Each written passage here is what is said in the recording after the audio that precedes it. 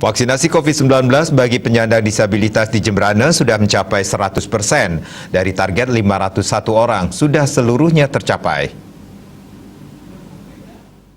Kesehatan Jemberana I Gusti Bagus Oko Parwato mengatakan vaksinasi khusus penyandang disabilitas diberikan vaksin Sinopharm.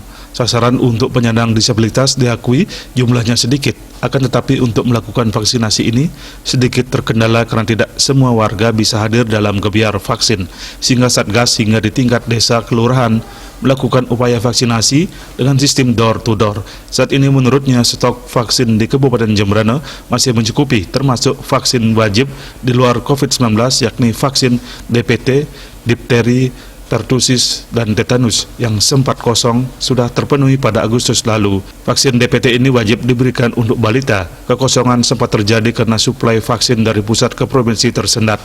Namun pada bulan Agustus lalu vaksin DPT untuk balita ini sudah datang dan didistribusikan ke Vaskes.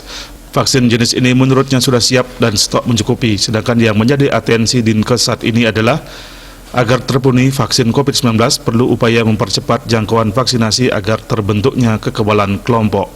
Surya Dharma Bali Pos melaporkan.